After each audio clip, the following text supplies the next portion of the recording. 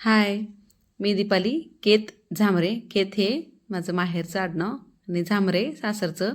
दोन्ही आडनाव सांगण्याचा हेतू कारण आज माझ्या शाळेतील गेट टुगेदरचा दिवस म्हणजे 2025 या वर्षातील डिसेंबर महिन्यातील एक अविस्मरणीय क्षण हा म्हणजे माझ्या शाळेतील गेट टुगेदर.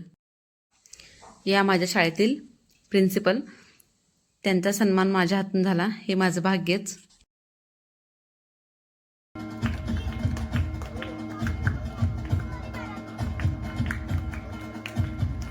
केले ते यश त्या गुरूंच्या डोळ्यात आपल्याला बघून तो त्यांच्या डोळ्यातला जो आदर आहे.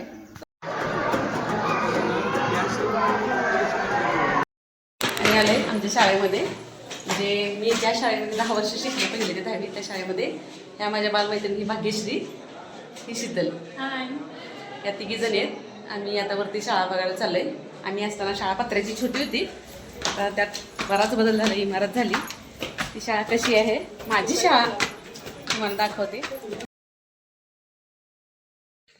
शिक्षकांनी म्हणजे आमच्या गुरूंनी सगळ्यांनी मिळून आमच्या सगळ्या विद्यार्थ्यांचा सन्मान केला. छान फोटोज व्हिडिओज काढले. ही शाळा आहे सोलापूर जिल्ह्यातील तळे इपरगा येथे. ही आश्रमशाळा आहे. या आश्रमशाळेमध्ये माझं 1ली ते 10वी इथंपर्यंत पूर्ण शिक्षण झालेलं आहे.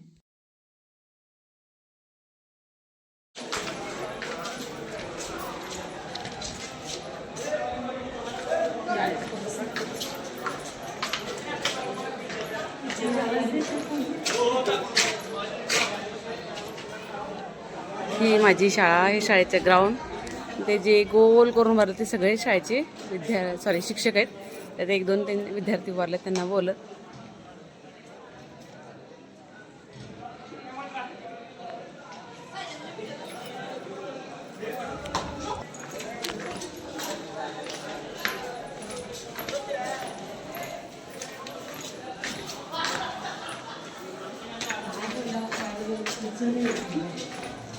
काहीच कळत नाही, सुचत नाही का?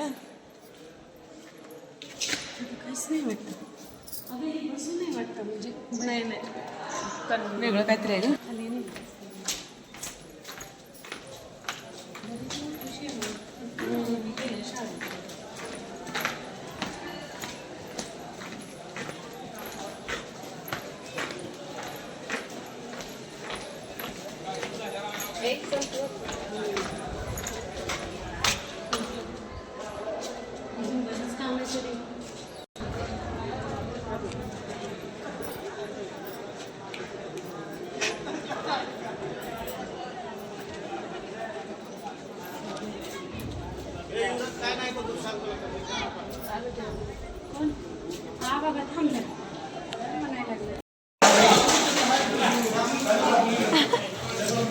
ओळखला का नाही सांगा ते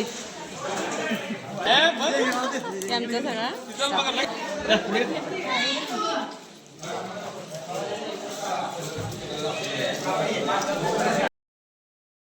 ही सगळी मुलं इथली निवासी मुलं आहेत. आश्रमशाळा असल्यामुळं ही मुलं इथंच राहतात. तर त्या मुलांना विद्यार्थ्यांकडून जेवण होतं. जेवणाबरोबरच सगळ्या विद्यार्थ्यांकडून मुलांना काही छोट्याशा गरजू वस्तू भेट म्हणून आम्ही आमच्या माजी विद्यार्थ्यांकडून शाळेसाठी भेट दिल्या.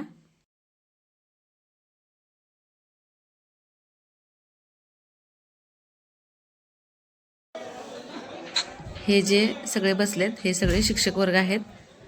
हे मुलांसोबत म्हणजे आमच्यासोबत आज जेवायला बसलेत खाली.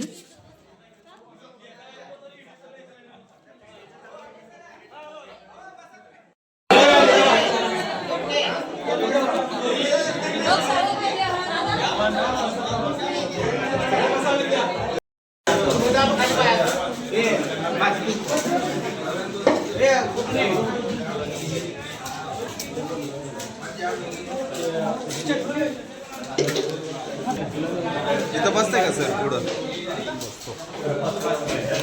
ऐक ना, एक पत्र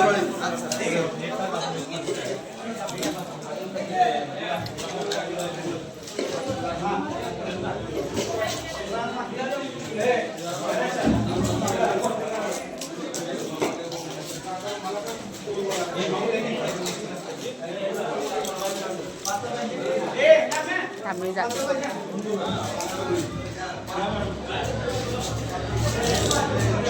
बरोबर जेवा जेवा.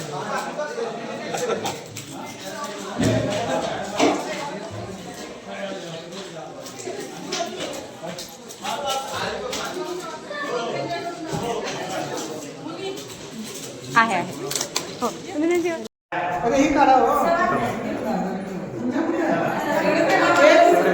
सर बी आले पाहिजे.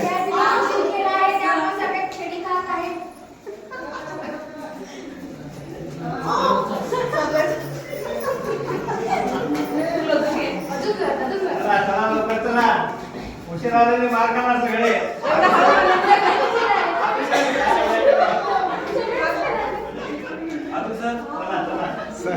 सरपंच साहेबांना चेडी दिला आज नळ कनेक्शन कट.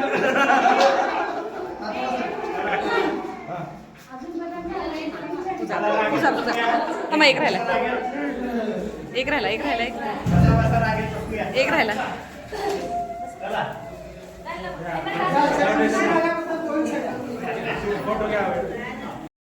वीजला थांबवू शकत नाही. आताच्या 20 वर्षामध्ये खूप पाणी गेलेलं आहे. खूप असं आमूलाग्र बदल झालेला आहे. 19-20 पर्यंत माझ्या मनाला वाटत होतं की ही पिढी ही जनरेशन असं सारखं येत राहणार. परंतु जेव्हा 19ला कोरोना आला, कोरोना नंतर खरंच बदल झाले. खरं म्हणजे आता ते बदल घडू नये असं माझं मत वैयक्तिक आहे. मी 2 मिनिटात, कारण बरेचसे आमचे सगळे तुमच्याशी चर्चा करायला थांबले. माझं एवढंच मत आहे, तुम्ही तुमच्या मुलांना फक्त सोशल मीडियावर ठेवू नका. पुस्तकं वाचायला हवी. कारण आताच्या मुलांमध्ये वाचण्याची क्षमता खूप कमी झालेली. तुमच्या वेळेस सोशल मीडिया असेल किंवा काही असेल हे नव्हते. आमच्या वेळेस सुद्धा नव्हते. म्हणून आम्ही प्रत्येक प्रश्नाचं उत्तर आम्ही वाचत होतो. तुमच्या वेळेस 150 मार्काचं गणित होतं, परंतु आता ते सगळं जाऊन 40 मार्काचं गणित राहिलेलं आहे. 100 मार्काचं लेखी पेपर असायचं, ते जाऊन 80 मार्काचं आलंय. तरी सुद्धा मुलांमध्ये वाचण्याची लिहिण्याची प्रवृत्ती खूप कमी झालेली आहे या 4 वर्षांमध्ये. आणि मला ते नको आहे. खरं म्हणजे शिक्षक म्हणून सांगतो, मला खूप वाईट वाटतं त्या गोष्टीचं.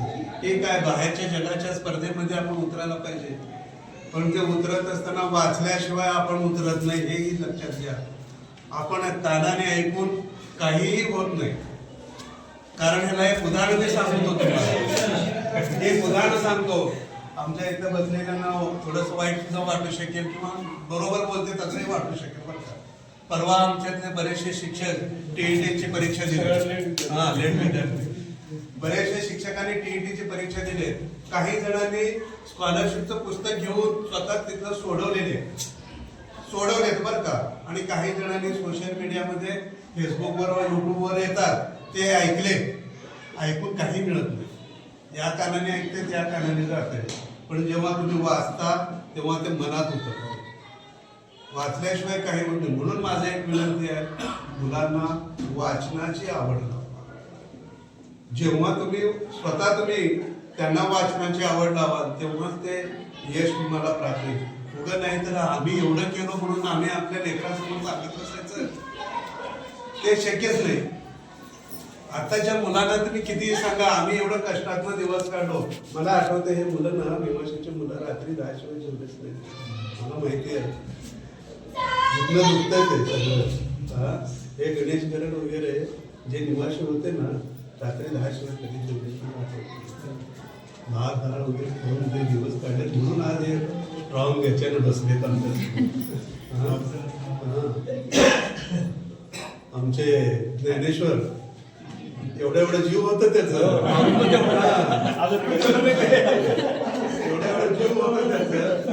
त्याला कसं सांभाळायचं ते झालं, ते देवयोगानं त्यावेळेस. त्यानंतर मगाशी विषय आला दगडू सुरवाशीला हडुका मारला म्हणून. मला अजूनही आठवते, संक्रांतीचा सण होता, गणिताचा सराव चालू होता आणि त्यानं जाऊन त्यांच्या पाहुण्यांच्या दुकानात बसला होता. सणाच्या दिवशी मी त्याला मारलो होतो. बरोबर आहे का? तुला आठवत नसेल तर सांगतो. सणाच्या दिवशी त्याला मारलो होतो. अजूनही मला त्या गोष्टीचं वाईट वाटतं बरं का. की बाबा सणाच्या दिवशी मी कुठल्या ह्याच्यानं मारलो म्हणून. चला, झालेल्या गोष्टी भूतकाळात गेल्या, नवीन गोष्टी तुम्ही स्मरणात ठेवा आणि तुम्ही खरंच तुमच्या जीवनाचं शिल्पकार व्हा. असं मी उत्तम तुम्हाला लाभत राहू हीच ईश्वरचरणी प्रार्थना आहे. मला इथं बोलण्याची संधी दिला, धन्यवाद.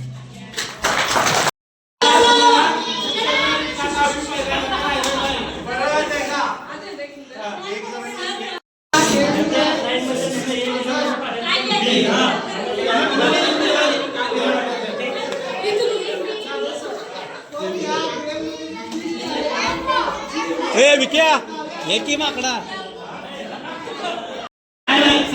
कुठे जातात या